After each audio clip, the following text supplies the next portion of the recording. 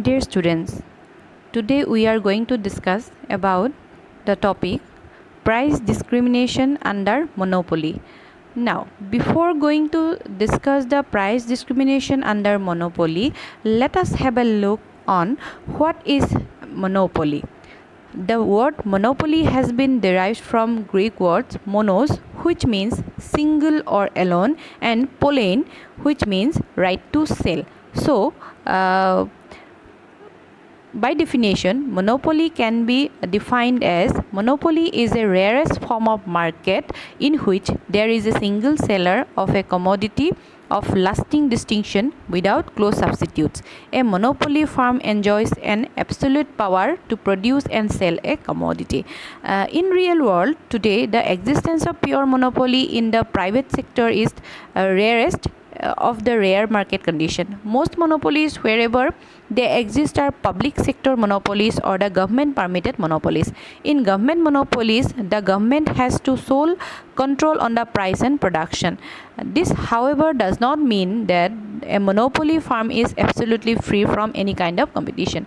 Monopoly firms too have to face the indirect competition, especially in regard to setting the price of the product. Now we shall move towards the meaning of price discrimination. What is price discrimination? A monopolist, by virtue of its monopoly power, is capable of charging different prices from different consumers or groups of consumers. Now, when same or somewhat differentiated product is sold at different price to different consumers, it is called price discrimination. The theory of price determination under monopoly gives the impression that once a monopolist fixes the price of its product, the same price will be charged from all the consumers in general. However, this is not in the case. Monopoly firms in general have to deal with different categories of consumers on the basis of their ability to pay for the goods and services. Under this condition, a single price may not yield revenue to maximize profits. Therefore, a monopoly firm tends to charge a different price from different segment of the consumers.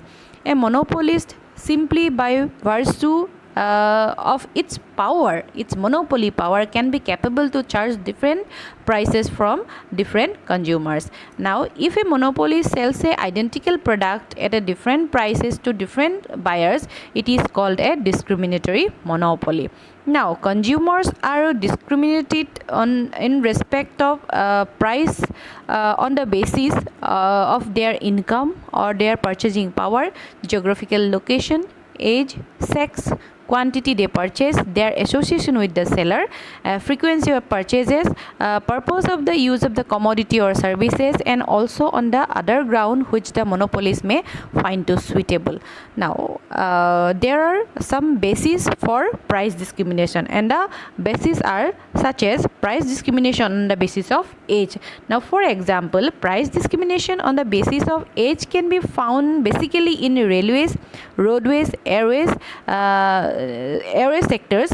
That is, for example, children between 3 to 12 years are charged only half of the adult's price. Again, on the basis of price discrimination may be possible on the basis of quantity purchased. Now, price discrimination on the basis of quantity purchase is very common. It is generally found that private businessmen charges lower price when a bulk of purchase is made. Again, if the price discrimination is on the basis of sex, price discrimination can be also on the basis of on the basis of sex. Price discrimination can also be done. In the case of public utility service, lower rates are charged when the commodity or services is consumed in smaller quantity. For example, MTNL in New Delhi charges lower rates on the night telephone calls, and the electricity companies charges lower tariff rates on the lower slabs of electricity consumption. Again, the most common practice of the price discrimination is found in entertainment businesses like cinema shows, musical concerts, game shows, etc. Different rates are charged from the different classes of the audience. Now, there are few necessary conditions for price discrimination, and what were those necessary conditions? The first and foremost condition is that markets are so separated that resale is not profitable. Now, the markets from the different classes of the consumers are so separated that buyers of low price markets do not find it profitable to resell the commodity in the higher price market. The factors that separate the markets includes geographical distance involving high cost of transportation, that is, for example, domestic versus foreign markets. Then second one is the exclusive use of the commodity, medical services, entertainment source, etc. Then third one is the lack of distribution channels, that is transfer of electricity and gas. And the second necessary condition for price discrimination is price elasticity of demand is different in different markets. If market is divided into submarkets, the price elasticity of demand at a given price must be different in each submarkets. It is difference in price elasticities of demand that provide opportunity for the price discrimination. And then the third necessary condition is the monopoly firm has the power to control production and price, and this condition applies also to discrimination under imperfect competition in the market. The monopoly firms must possess some monopoly power over the supply of the product to be able to distinguish between different classes of consumers and to charge different prices. Now, there are few economists who has divided the price discrimination into 3 degrees. That is, the first degree of price discrimination, and second degree of price discrimination, and the third degree of price discrimination. Now, the degree of price discrimination refers to the extent to which a seller can divide consumer market and can take advantage of the market division in extracting the consumer surplus. Now, at first we will discuss what is first degree of price discrimination. The discriminatory pricing that attempts to take away the entire consumer surplus is called first degree of price discrimination. Now, first degree of discrimination is possible only when the market size is small and the seller is in position to know the price each buyer is willing to pay. In this case, the monopolist sets the highest price at which all those who are willing to buy do buy at least one unit of the commodity. When the consumer surplus of this section of the consumer is exhausted, the monopoly gradually lower down the price so that the consumer surplus of the lower income groups can be extracted, and this procedure is continued until whole consumer surplus available at the price where marginal revenue is equal to marginal cost is extracted. For example, let us have an example. Let us take an example of a doctor who knows or can guess the paying capacity of his patient, and he can charge the highest possible fee from the visibly richest patient and lowest fee from the poorest one. The first degree of price discrimination is the limit of discriminatory pricing. Now, let us move towards the second degree of price discrimination. The second degree of price discrimination is adopted by the monopolist when the market is fairly large and can be divided according to different kinds of buyers with different ability to pay. Also, the second degree of discriminatory pricing is adopted to charge different prices for different quantities of purchases. The second degree of price discrimination is also called as block pricing system. Now, through the help of diagram, we can discuss the second degree of price discrimination.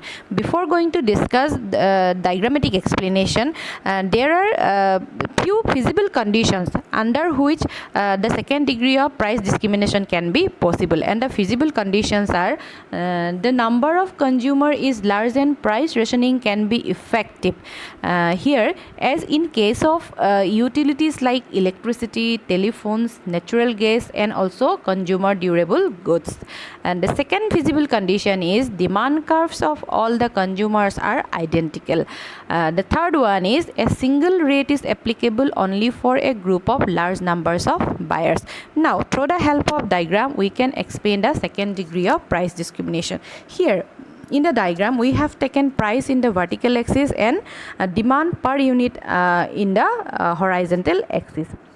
Now, as shown in the diagram, monopolist using the second degree of price discrimination sets price for the first time at OP1, and with OP1 price he sells OQ1 over period of time. And after this market segment is exhausted, the monopolist sets a lower price, that is OP2, and in this OP2 price he sells Q1 Q2 amount of additional units.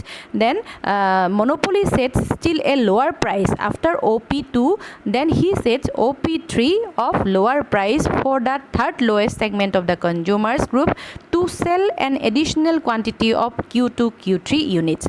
Thus, by adopting a block pricing system, the monopolist maximizes his total revenue, that is TR, and total revenue can be estimated by O1Q into OP1 plus O1Q O2Q1 into OP2 plus O2Q3 into OP3, that is the total revenue generated from the generated through the help of the second degree of price discrimination. Now, if average cost AC of the firm is fixed at OP3, that is the lowest price. If AC is equal to OP3, the lowest price will be OP3 and the total revenue is maximized here with the help of the second degree of price discrimination. Now, in this way, a monopolist can maximize his level of profit through the help of the second degree of price discrimination. Now, the third degree of price discrimination. The third degree of price discrimination is that when a profit maximizing monopoly firm sets different prices in different markets having demand curve with different price elasticity, it is using third degree of price discrimination. A monopolist is often faced with two or more markets completely separated from each other, each having a demand curve with different elasticity. Therefore, a uniform price cannot be set for all the markets without losing the possible profits. The monopolist therefore allocates total output between the different markets and fixes different prices so that profit maximized in each market. The profit will maximized in each market. Profit from each market would be maximum only when marginal revenue curve is equal to marginal cost in each market. The monopolist therefore allocates the total output between the markets in such a proportion that each market is at point of marginal revenue equal to marginal cost. Now, the process of output allocation and determination of price for different market can be illustrated with the help of the diagram.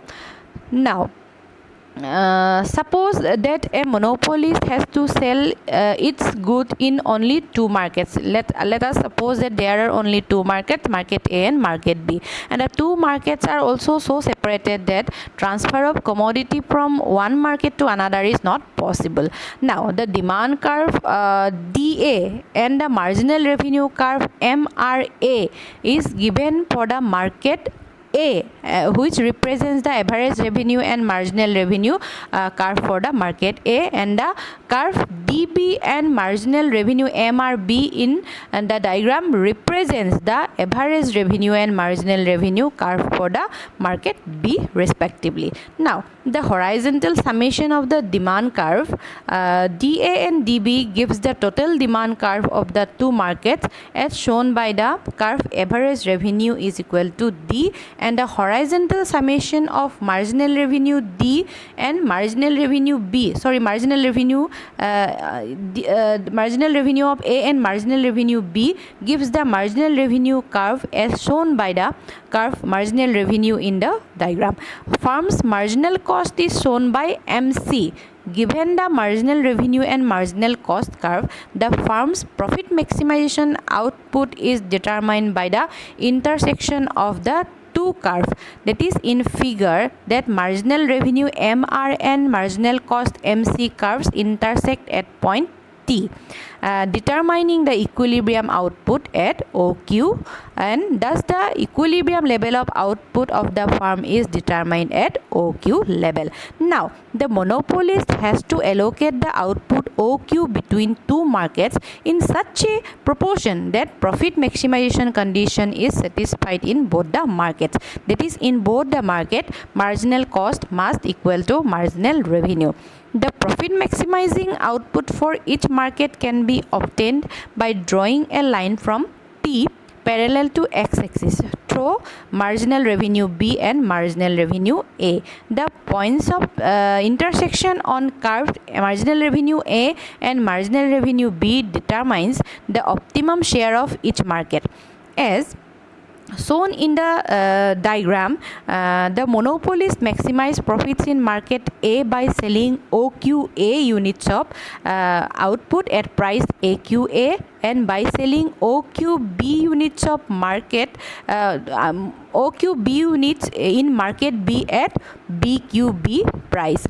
The firm's total equilibrium output is OQ, which can be gathered by OQA plus OQB, that is the output sold by the firm A and firm B, or output sold by the market A or market A and market B.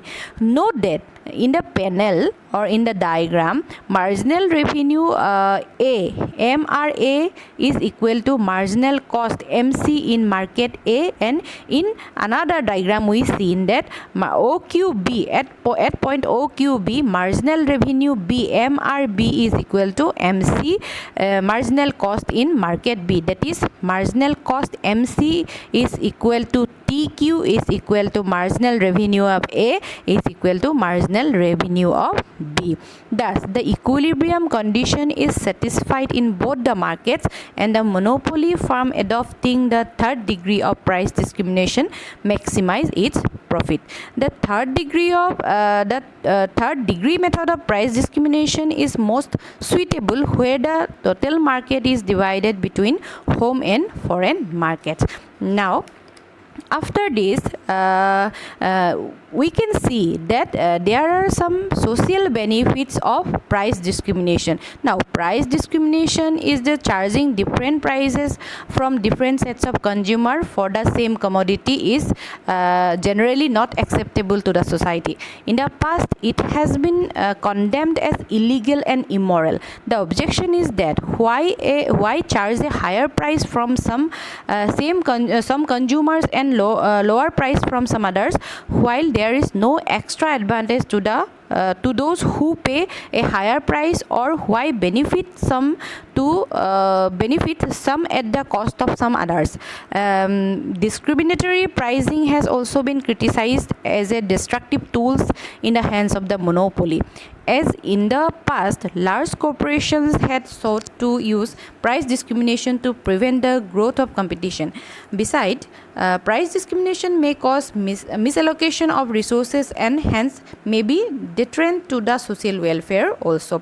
However, price discrimination is considered to be desirable when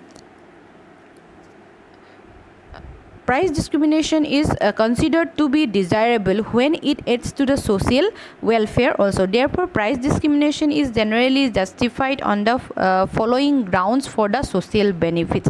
The first ground is that ensuring adequate supply of high cost essential services.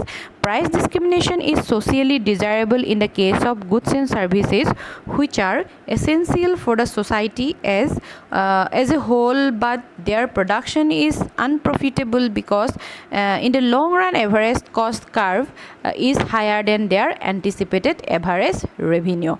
But production of such goods and services can be possible provided price discrimination if price discrimination is possible, and if the price discrimination is possible and permitted also. Price discrimination thus becomes essential for the survival of the industry and on one hand, and availability of essential goods and services on the other hand also. Again, the second justified conditions is that making essential services available to lower income group people. Discriminatory pricing is justifiable where a uniform or single profit maximizing profits restricts the output and deprive many of the essential goods or services. For example, if an electricity supplier, a monopoly firm, charges a higher profit maximizing price, only rich section of the society would be able to use the electricity. The poor section would remain deprived of essential commodity like electricity. Besides, the production capacity of the firm would remain underutilized. In both the cases, there would be a social loss. Under this condition, it is desirable to adopt price discrimination to supply electricity. And the last but not the least one is that ensuring cost benefit equity in consumption of public goods. Now, there may be cases where a section of consumers gain more than the people of the other section from the use of the same product. But for example, we can see that the factory owners gain more from the use of the electricity than the households. Irrigation projects benefits big farmers more than the marginal farmers, such like and so on. In such cases, uniform price would be unjustified from a normative point of view unless the objective is not to restrain the household consumption of goods like electricity and to spare it for productive purpose. Thus, there is on the other hand full justification for the discriminatory pricing of electricity. And now in this way, sometimes we see that the price discrimination is sometimes it seems that price discrimination is benefit for the social sectors also. Thank you.